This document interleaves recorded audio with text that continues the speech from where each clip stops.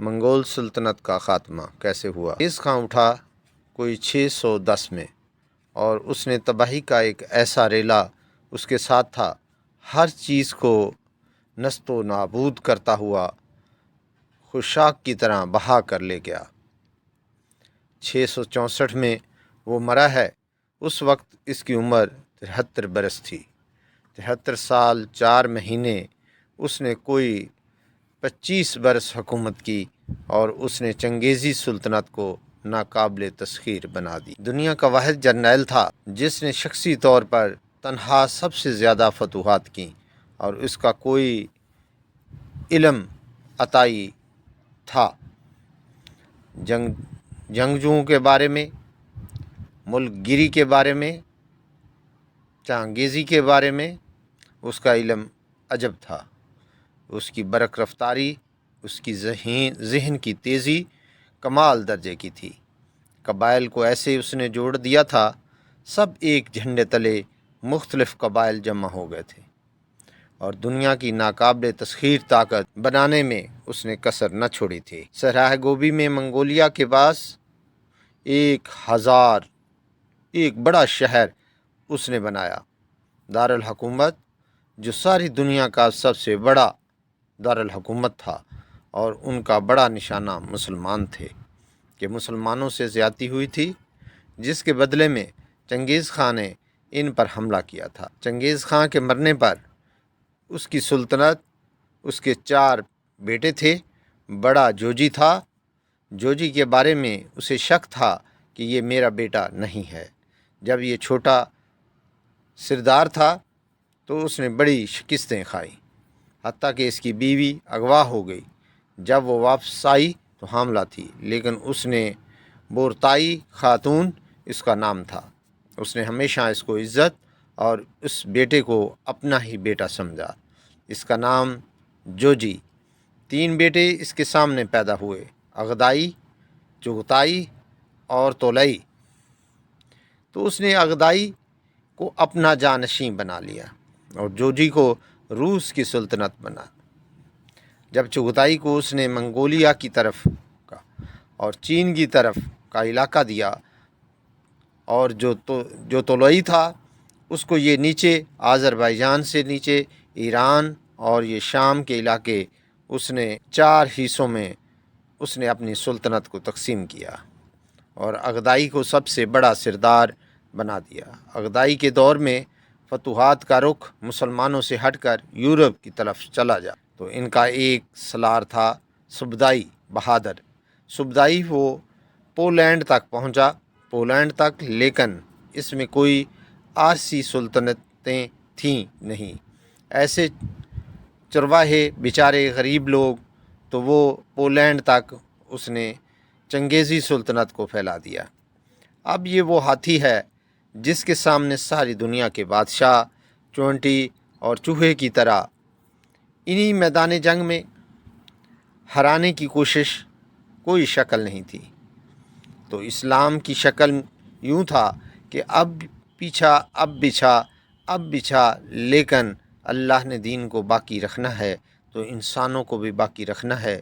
تو مسلمان کہلانے کے لیے جب اغدائی مرا تو اس کا بیٹا تھا کویوک، وہ حکمران بنا اور بہت رحم دل تھا۔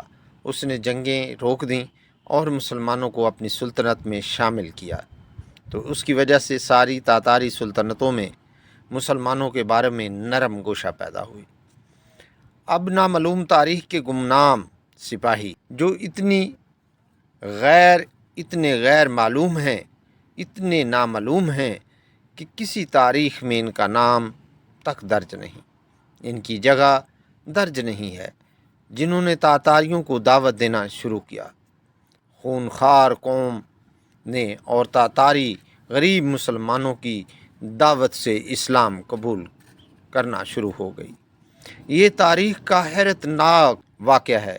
غیر مسلم مورخین بھی اور مسلم مورخین بھی جب یہاں پہنچتے ہیں تو وہ حیران ہوتے ہیں کہ کیسے ایک فاتح قوم نے مفتوح قوم کا مذہب کیسے قبول کر لیا۔ ہندوستان میں کوئی عیسائی نہیں تھا، آج کروڑوں ہیں۔ کہاں سے آئے؟ انگریزوں نے دعوت اندلس سے سارے مسلمان مٹ گئے، سب عیسائی ہو گئے۔ کیسے؟ طاقت عیسائیوں کے ہاتھ میں تھی، طاقت عیسائیوں کے ہاتھ میں تھی۔ تو یہ ایک عجب واقعہ ہو رہا ہے کہ طاقت جن کے ہاتھ میں ہے وہ اسلام کے سب سے بڑے دشمن ہیں۔ اسلام اور مسلمان ان کے لیے سب سے مغیوث چیز ہے، اور پھر وہ انہی کا کلمہ پڑھتے جا رہے ہیں۔ یہ ساتھیوں، یہ 7ویں صدی میں ہو چکا ہے۔ آج کا چنگیز کسی اور شکل میں ہے، کسی اور نام کے ساتھ ہے۔ آج کا ہلاکو کسی اور شکل میں ہے، کسی اور نام کے ساتھ ہے، لیکن آج بھی وہی ہوگا جو 7ویں صدی میں ہو چکا ہے۔ ہم ان کو سیاسی میدان میں، جنگی میدان میں شکست نہیں دے سکتے۔ وہ سائنس ٹیکنالوجی میں وہاں پہنچ چکے ہیں جہاں ہم اور جنم لے کر بھی نہیں پہنچ سکتے، لیکن ایک راستہ ہمارے پاس پڑا ہے۔ ہم ان کو دعوت دیں، انہیں ماننا ہے۔ اس وقت فرانس میں اوسطاً 5 سے 6 گورے روزانہ مسلمان ہو رہے ہیں۔ اوسطاً 5 سے 6 گورے روزانہ مسلمان ہو رہے ہیں، اور فرانس یورپ میں سب سے زیادہ اسلام قبول کرنے والا ملک بن چکا ہے، اور اس سے بعد اٹلی سب سے زیادہ تیزی کے ساتھ اسلام آ رہا ہے۔ پوری دنیا میں امریکہ میں سب سے زیادہ اسلام پھیل رہا ہے۔ دعوت ایسی چیز ہے جو چونٹی سے ہاتھی کو مروا دیتے ہیں۔ اس کی نرمی سے کچھ دل نرم ہوئے اور اسلام داخل ہونا شروع ہوا۔ تو قیوب جب مرا ہے تو اس کے بعد تولوی کے 4 بیٹے تھے، ایک قبلائی خان، ایک منگو خان، ایک بوکا خان اور ایک ہلاکو خان۔ تو اس وقت جوجی کا بیٹا اباکا وہ سب سے بڑا سردار تھا۔ تاتاریوں نے تو انہوں نے مشورہ کیا کہ اب ہم کسی کو اپنا خاقان بنائیں۔ تو اباکا نے منگو خان کے بارے میں کہا کہ اس کو اپنا خاقان بناؤ۔ منگو اسلام دشمن تھا۔ اس کے دور میں بغداد تباہ ہوا۔ جب بغداد پہ حملے کا لشکر نکلا ہے تو یہ جو مسلمان دائی تھے یہ جوجی کی نسل میں اپنا نام دکھا چکے تھے، اور جوجی کا پوتا برکا خان مسلمان ہو گیا۔ ان کی دعوت پر ایک وزیر مسلمان ہوا۔ وزیر کو جب موقع ملتا برکا خان کو بھی اسلام کے فضائل سناتا۔ اس کو باتیں بڑی اچھی لگتیں۔ پھر وہ پوچھتا تمہیں یہ باتیں کون بتاتا ہے؟ تو پھر وہ بڑے مناسب تحریک سے کہتا کہ یہ مسلمانوں کا دین ہے، یہ مسلمان بتاتے ہیں۔ پھر اس نے کہا مجھے مسلمانوں کا کوئی وفد ملاؤ۔ پھر ایک دفعہ اس سے ملا تو وہ اسلام کی دعوت دی، اسلام کے بنیادی اصول بتائیں۔ تو برکا خان مسلمان ہوا۔ روس آج بھی دنیا کی سب سے بڑی سلطنت ہے۔ اس وقت بھی روس بہت بڑی سلطنت تھا۔ تو جتنا روسی مغل تھا اور چنگیزی تھا وہ برکا خان کی برکت سے سارے کا سارا مسلمان ہو گیا۔ کوئی تلوار نہیں چلائی گئی۔ پھر ہلاکو جس نے بغداد کی تحقیق کر کے رکھ دیا تھا، 15 لاکھ آدمی ذبح کرنا، 658 میں پھر اس نے مصر پہ چڑھے، حلب، شام، دمشق اس نے اینٹ سے اینٹ بجا دی تھی۔ 658 میں دمشق مصر کی طرف حملہ آور ہو رہا تھا، مصر پر اور ہندوستان پر۔ حالانکہ یہ دونوں ملکوں کے لوگ اتنے دلیر نہیں تھے جتنے کہ شام، عراق کے جنگجو قومیں تھیں۔ تو یہاں تھی عراق اور مصر تو مخلوط قوم تھی، ہندوستان مخلوط قومیں تھیں، لیکن ان کو اللہ کی قدرت نے ہندوستان پہ مغل حاوی ہو سکے، نہ مصر پہ حاوی ہو سکے۔ دونوں جگہ ہندوستان والوں نے تو طاقت سے اور اللہ کی مدد کی تو دونوں کے ساتھ تھی۔ مصر والوں نے سیاست سے 658 میں ہلاکو خان نے مصر پر حملے کے لیے فوج نکالی تو اس کا بھائی منگو خان مر گیا۔ منگو کے مرنے پر یہ قانون تھا کہ جو تاتاری جہاں پر ہے جب خاقان اعظم مر جائے تو سب کرم پہنچے تاکہ اگلے خان کا انتخاب کیا جا سکے۔ اگلے خاقان کا انتخاب کیا جا سکے۔ تو وہ وہاں سے نکلا تو اس کی بیوی تھی وہ عیسائی ہو چکی تھی، دکوزا، اور اس کا سالار تھا کتبوغا، وہ بھی عیسائی ہو چکا تھا۔ وہ مسلمانوں پر بہت ظلم ڈھاتے تھے اور ان دونوں نے بڑی کوشش کی کہ ہلاکو خان عیسائی ہو جائے، لیکن وہ عیسائی نہیں ہوا۔ تو انہوں نے اس کی منت کی کہ تم واپس نہ جاؤ، مصر کو فتح کر لو، تو وہ مر گیا۔ اب تو پہنچ بھی نہیں سکتے ہیں، تو تم بعد میں جانا، پہلے مصر فتح کر لو۔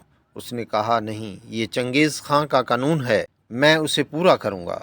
اور اس نے ایک لشکر کا حصہ شام میں چھوڑا فلسطین میں، اور 2 حصے لے کر وہ واپس چلا گیا کراکروں کی طرف۔ تو اس موقع سے فائدہ اٹھا کر مصر والوں نے خود حملہ کر دیا۔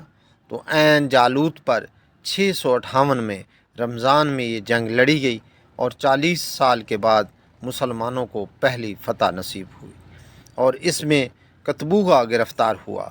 تو وہاں مصر میں اس کے ٹکڑے ٹکڑے کر کے ختم کیا گیا، پر وہ ایسا کم بخت تھا کہ بوٹی بوٹی ہو گئی۔ پھر اس نے سی نہیں کی، اف نہیں کی۔ پھر انہوں نے کہا، کیا تاتاری عورتوں نے بچے جننے بند کر دیے؟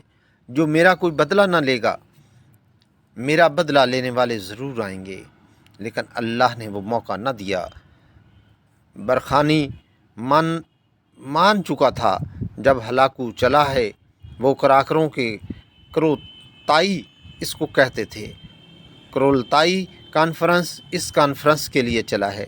تو اس وقت قبلائی تو لوئی کے 4 بیٹے تھے، تو منگو بنا تھا، تو منگو کی جگہ بوکا خان موجود تھا۔ کراکروں میں وہ خود ہی خاقان بن گیا۔ تو قبلائی کو پتہ چلا تو وہ پھر فوج لے کر آیا، اور اس نے اپنے بھائی کے ساتھ پہلی دفعہ تاتاری آپس میں لڑنا شروع ہوئے، اور ان کی جیت میں کمی آئی، اور وہ قبلائی خان نے بوکا کو شکست دی اور کراکروں پر قبضہ کر لیا۔ پھر ان بھائیوں میں آپس میں بہت لڑائی ہوتی رہی تخت کے لیے۔ آخر میں قبلائی خان غالب آیا، اور اس نے اپنے بھائی کو قید کر لیا۔ پھر قید میں وہ مر گیا۔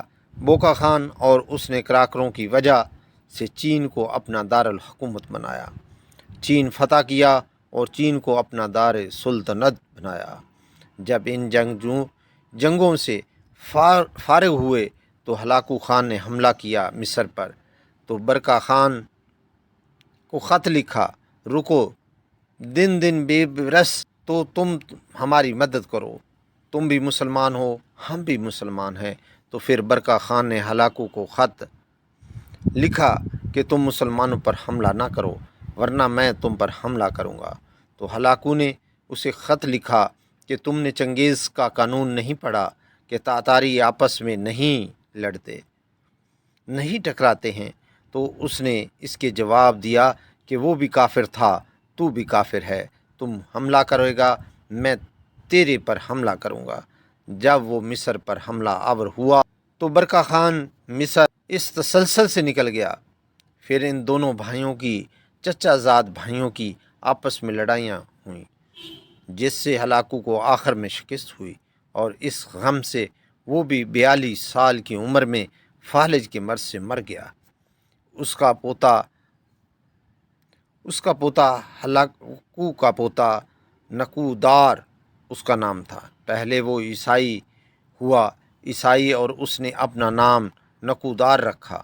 یہ نکودار خاقانی نام نہیں، لیکن بعد میں اللہ نے اس کو اسلام کی دولت دی تو وہ مسلمان ہو کر اس نے نام احمد خان رکھا۔ ہلاکو کی نسل میں اسلام داخل ہوا، کوئی تلوار نہیں چلی، کوئی گیم نہیں چلی۔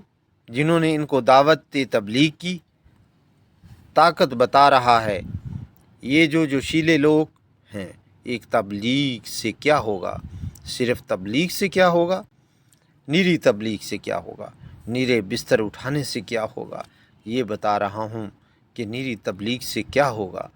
7ویں صدی کے چنگیز کلمہ پڑھ گئے، آج کے چنگیز بھی کلمہ پڑھیں گے انشاءاللہ۔ زندہ رہو گے تو دیکھو گے کہ صرف ایک نسل قبلائی کی نسل چین نکل گئی، وہ محروم ہوئے اسلام سے، ورنہ باقی ساری نسل چنگیز چغتائی رہ گیا۔ چغتائی کا پڑپوتا تیمور تغلق، وہ جلال الدین رحمۃ اللہ کے ہاتھوں متاثر ہوا اسلام سے، اور ان کے بیٹے رشید الدین کے ہاتھوں اس نے کلمہ پڑھا۔ وہ اس وقت منگولیا کی طرف حکمران تھے، تو یہ آخری تاریوں کا قلعہ باقی تھا۔ تو اس میں ایک آدمی نے جلال الدین رشید الدین تیمور تغلق شکار کو نکلا، تو آگے جلال الدین مل گئے، تو ان مسلمانوں کی شکل میں لیا، پہچانتا جاتا، مسلمان مل گئے، آج تو میرا دن خراب گزرے گا۔ یہ کہتا گیا تم سے تو ہمارا کتا بھی اچھا ہے۔ تو جلال الدین کہنے لگا ہاں واقعی، میں ایمان پر نہ مروں تو تیرا کتا ہی اچھا ہے۔ تو تیمور کہنے لگا کہ ایمان کیا ہوتا ہے؟ تو انہوں نے اس کو دعوت دی، اس کا ایسے دل پر پڑی، کہنے لگا ابھی میں ولی عہد ہوں، جب بادشاہ بنوں تو مجھے ملنے آنا۔ ان کے ولی عہد بادشاہ بننے سے پہلے جلال الدین رحمۃ اللہ کا انتقال ہوا۔ انہوں نے اپنے بیٹے رشید الدین سے فرمایا جب تو سنے تیمور بادشاہ بنا ہے تو جا کے اسے میرا پیغام دینا پہنچنے، اس کے بادشاہ بننے پر تو اس سے رسائی نہیں ہو سکتی تھی۔ بڑی کوشش کی، کسی نے دربار میں جانے نہیں دیا۔ تو انہوں نے ایک دن کیا کہ اس کے محل کے قریب جا کر سورج کی پوجا کرتے تھے، تو سورج نکلنے والا تھا، تو انہوں نے زور سے اذان دی، تو تیمور کے کانوں پر اذان کی آواز پڑی۔ عجب جی، انہوں نے کہا یہ کون کیا کہہ رہا ہے؟ نہ آشنا آواز، نہ آشنا کلمات، کیا پکڑ رہا ہے؟ تو پکڑ کر لیا جائے، تو اسے گرفتار کیا جائے اور میرے سامنے لایا جائے۔ تو پتہ چلا کہ یہ تو رشید الدین صاحب ہیں، جلال الدین کے بیٹے ہیں۔ انہوں نے دعوت دی، اس نے کلمہ پڑھا، تو اس نے اپنے وزراء کو بلایا کہ میں مسلمان ہو چکا ہوں، تم میرے ساتھ کلمہ پڑھو۔ وہ بھی مسلمان ہو گئے۔ پھر اس نے سالار کو بلایا کہ میں مسلمان ہو چکا ہوں، تم بھی مسلمان ہو۔ اس نے کہا یہ میرے غلام سے لڑے، کشتی کرے، اگر یہ اس کو گرا دے تو میں کلمہ پڑھ لوں گا۔ تو تیمور نے کہا کہ تم دلائل سنو، تم کشتی اسلام کے ساتھ کیا جوڑتے ہو؟ اس نے کہا کہ نہیں، میں دلیل کو نہیں مانتا، یہ میرے ملازم کے ساتھ لڑائی کرے، اس کے علاوہ کوئی اور دلیل نہیں جانتا۔ اس کے غلام کا نام تھا جراش، اور وہ کیا بلا تھے، وہ 5 سالہ اونٹ، وہ جو بیٹھا ہوتا تھا اس کو دونوں ہاتھوں پہ اٹھا کر یوں لے جاتا جیسے کوئی روئی کا پوا اٹھا کر لے جا رہا ہو۔ 5 سال کے اونٹ، تم سے یہ سیلنگ بیگ نہیں اٹھایا جاتا، 5 سالوں۔ اب اس کے ساتھ رشید الدین صاحب کیا لڑیں گے؟ تو انہوں نے کہا نہیں، میں لڑوں گا، انشاءاللہ کشتی کروں گا۔ کل اس کے ساتھ اگلے دن سارا شہر اکٹھا ہو گیا۔ انہوں نے رات کو اللہ سے بات کی کہ ان کو امان دینا ہے تو مجھے جتا دے، نہیں دینا تو میں اس کا سامنا کچھ بھی نہیں کر سکتا۔ تو اگلے دن بڑا اکڑتا ہوا، ہنستا ہوا میدان میں اترا۔ جو گئی آگے مارکوس، وہ ہاتھی تھا۔ جب دونوں آمنے سامنے ہوئے تو انہوں نے اس کے قریب جا کر ایک ہلکا سا اس کے سینے پر اللہ اکبر یوں ایک مکہ مارا، اللہ اکبر، تو وہ 4 کلابازیاں کھاتا ہوا زمین پر گرا تو پورا مجمع حیران و پریشان ہو گیا۔ تو اس کے سالار نے کہا مان گیا، اسلام میں طاقت ہے، اسلام میں طاقت ہے، کلمہ پڑھا دیا۔ اس تیمور کی قبر پر آج بھی کلمہ لکھا ہوا ہے۔ یہ وہ بادشاہ ہے جس کے ہاتھ 10 لاکھ انسان مسلمان، 10 لاکھ، نہ وہ شیخ المشائخ ہیں، نہ وہ کوئی صوفیاء میں سے، کوئی علماء میں سے، اور اس کے پیچھے دعوت کمزور انسان کی، اور کچھ عرصے کے بعد سوائے قبلائی کی نسل کے باقی ساری تاتاری قوم مسلمان ہو چکے۔ یہ بھی بلٹ پروف، یہ پھر رہے ہیں، ڈرتے پھرتے ہیں کہ انہوں نے ظلم کیا، یہ اپنی ذات میں خوف زدہ ہو گئے۔ عمر نے اپنے نام کے ساتھ فاروق کا لقب، آپ نے کہا عمر عمر، فرق بین الحق والباطل، عمر وہ عمر ہے جس نے حق اور باطل میں فرق کر کے دکھا دیا، اس لیے یہ فاروق ہے جس نے حق اور باطل میں فرق کر کے دکھایا، یہ فاروق ہے۔ حسن بصری فرمایا کرتے تھے اپنی محفلوں کو عمر کے ذکر سے سجاؤ۔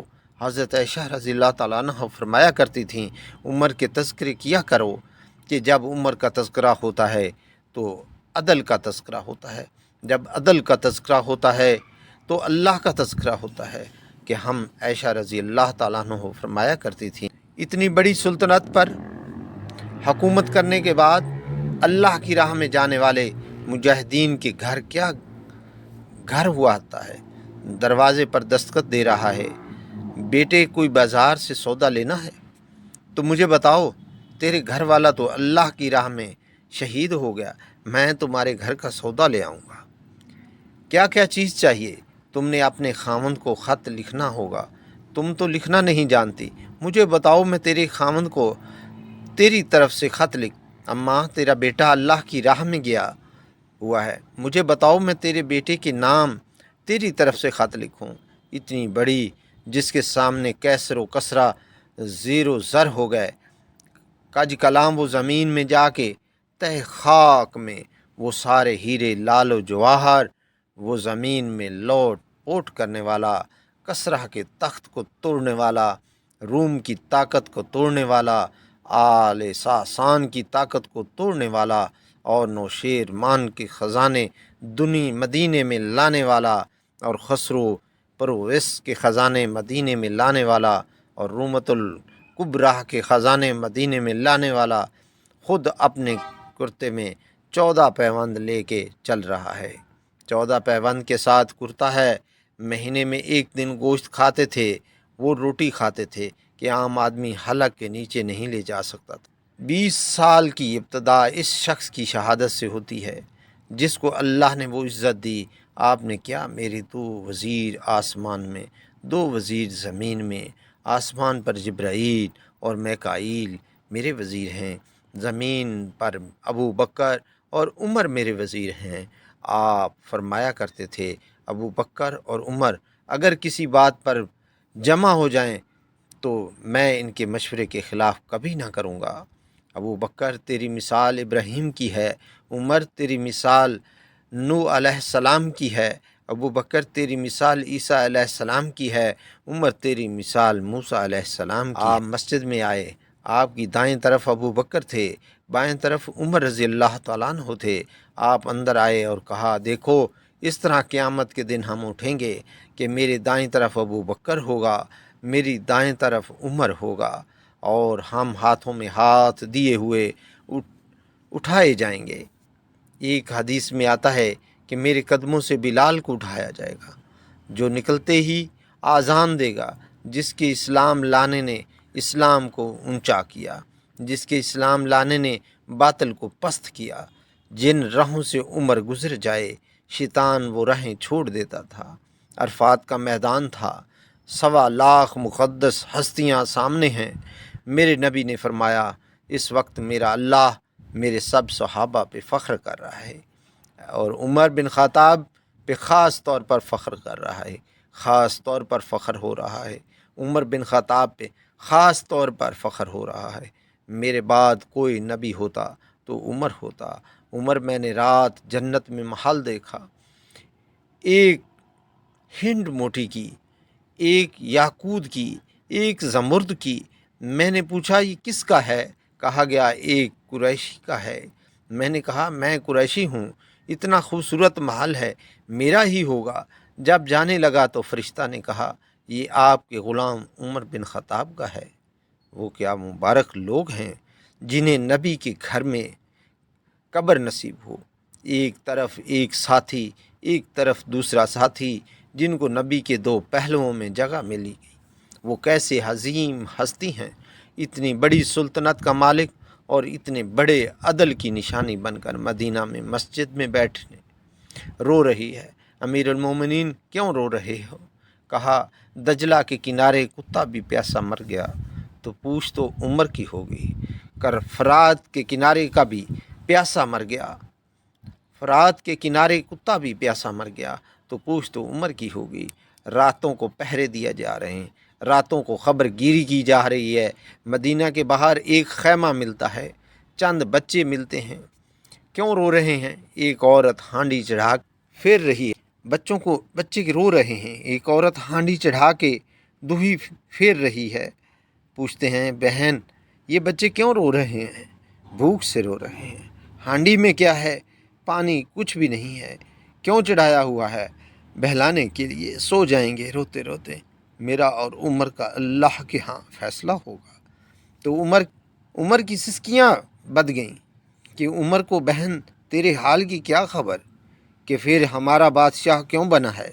अगर हमारे हाल की खबर नहीं जानता, खबर नहीं लेता, तो मैं हमारा खलीफा क्यों बना है? पर लग गए। बैतुल माल से सामान निकाला, बोरी भरी, सर पे उठाई, कमर पे उठाई। गुलाम असलम ने कहा, मैं उठाऊं कि क़यामत के दिन भी मेरा वज़न तू उठाएगा? इस तरह भागे हुए आए। पनीर निकाला, पाठा निकाला, घी निकाला, शहद निकाला, डालकर भांडे में नीचे आग खुद धुआं गिरी, लकड़ियों में फूंके मार मार कर आग जला रहे हैं। हलवा तैयार किया, फिर प्लेटों में डाला, दाल डालकर बच्चों को खिलाया। वो औरत कहने लगी, काश उमर के बजाय तू खलीफा होता, तो ये नहीं कहा कि मैं ही उमर हूँ। जब कल तुम अमीरुल मोमिनीन से मिलेगी तो मुझे भी वहीं देख लेगी, मुझे भी वहीं पा लेगी। फिर वहाँ बैठ के देखते रहे। उठ के चल दिए। बच्चे हंसने लगे, खिलने लगे। तो अपने ग़ुलाम से फरमाया, मैंने उन्हें रोता देखा था, मेरा जी चाहा मैं उन्हें हंसता भी देखूँगा। 22 लाख मुरब्बा मील पे इस्लाम फैलाकर हुकूमत इससे भी बड़े इलाके में लोगों ने की। चंगेज़ ने इससे ज़्यादा फतूहात की, महमूद गज़नवी ने इससे ज़्यादा की, सिकंदर कैमूर ने इससे ज़्यादा की। फिर फतूहात करके यूँ खिदमत कर रहा हो, पानी भर रहा हो, ऊँट चरा रहा हो, अमामत करा रहा हो, 14 पैबंद लगे हुए कपड़ों के साथ खिलाफत के तख्त पर बैठा हुआ है। ये धरती में फिर कोई नहीं है। हर नमाज में खंजर लगा। नमाज पढ़ाते हुए 27 तलह 27, 28, 29 यकम को इंतकाल हुआ। यकम मुहर्रम मौत के आसार गहरे नज़र आए। बेटे को बुलाया कि बेटा जाओ, अम्मा आयशा से पूछ के आओ कि उमर अपने साथियों के साथ दफन होने की इजाज़त चाहता है। अमीरुल मोमिनीन के लक़ब से बात न करना। उमर अब मैं अमीरुल मोमिनीन नहीं रहा। जब वो पूछने गए तो हज़रत आयशा रो रही थीं। उन्होंने अर्ज़ की, अम्मा जान, मेरा बाप अपने साथियों का पड़ोस चाहता है। उन्होंने फरमाया, ये जगह तो मैंने अपने लिए रखी थी, लेकिन अगर उमर चाहते हैं तो उनको मुझ पर फजीलत है, मैं उनके लिए दस्तबरदार होती हूँ। उन्होंने वापस आकर खुशखबरी सुनाई, मुबारक हो, इजाज़त मिल गई। कि नहीं, शायद मेरे शर्म में इजाज़त दी हो। जब मर जाऊँ तो मुझे दोबारा दरवाज़े के सामने रख कर फिर जाके पूछना, उस वक्त इजाज़त मिले तो फिर ले जाना, वरना मुझे बकी की तरफ लौटा देना। इतने में हज़रत अली रज़ी अल्लाह ताला अन्हु आए। परेशान देखा, उमर क्यों मौत से डर गए हो? नहीं, मौत के बाद की घाटी से डरा रहा हूँ। कि डरो नहीं, मेरे इन कानों ने सुना है और इतनी दफ़ा सुना है कि मैं गिन नहीं सकता कि अल्लाह का नबी फरमाया करते थे कि अबू बकर और उमर जन्नत के बड़ी उम्र के लोगों के सरदार हैं। आपने फरमाया, तो इस बात की गवाही देगा कि मैं भी दूंगा, मेरा बेटा हसन भी देगा, इमाम हसन भी देगा, इमाम हुसैन भी देगा, मैं भी दूंगा, मेरा बेटा हसन भी गवाही देगा। फिर भी बीबी जो जन्नत की बशारतें लिए हुए हैं, अशरा मुबशरा, अबू बकर जन्नती, उमर जन्नती, अली जन्नती, तला जन्नती, ज़ुबैर जन्नती, अब्दुर्रहमान बिन औफ जन्नती, ابو عبیدہ بن جراح جنتی، سعید بن زید جنتی۔ آپ نے نام لے کر گئے، نام لے کر گن کر کہا، سنو ابو بکر جنتی ہے، عمر جنتی ہے، عثمان جنتی ہے، علی جنتی ہے، طلحہ جنتی ہیں، زبیر جنتی ہے، سعید بن نبی وقیس جنتی ہیں، عبد الرحمن بن عوف جنتی ہیں، ابو عبیدہ بن جراح جنتی ہیں، سعید بن زید جنتی ہیں، میں ان سے راضی ہوں، لوگوں ان کا حق پہچانو، میں ان سے راضی ہوں، میں ان سے راضی ہوں۔ پھر آپ نے فرمایا، اگر اگر اگر تم نے ان کے بارے میں کسی ایک کے بارے میں بھی دل میں بغض لے کر مر گئے اور تم نے اتنی بندگی کی تھی کہ 100 سال کے برابر بھی ہو، تو روزے اتنے رکھے تھے کہ پیٹ کمر کو لگ گئے تھے، سجدے اتنے کیے تھے کہ تمہارے ماتھے گھٹنوں پر پتھروں جیسے نشان پڑ گئے تھے، اتنا کچھ کر کے ان 10 میں سے کسی ایک کا بغض لے کر اگر تم مر گئے تو اللہ تمہیں منہ کے بل جہنم میں گرا دے گا۔ لوگوں میں ان سے راضی ہوں، ان کا حق پہچانو، جن کو اللہ بھی رضا کے پروانے دے رہے ہیں، جن کو اللہ کا رسول صلی اللہ علیہ وسلم رضا کے پروانے دے رہا ہے، جن کو وزارت کا شرف مل چکا ہے، نبی کے پہلو میں قبر جن کے بننے کا اعلان ہو چکا ہے، وہ موت پر کیا کہہ رہا ہے، موت پر کیا کہہ رہا ہے۔ اپنے بیٹے سے کہا، میرا سر زمین پر ڈال دے۔ ان کی گود میں سر تھا عبداللہ بن عمر، تو انہیں گود سے ہٹا کر پنڈلی پر رکھ لی، یہاں رکھ لی۔ کہنے لگے کہ کیا کہہ رہا ہے، کیا کہہ رہا ہوں، سنتے نہیں ہو، زمین پر ڈال دو۔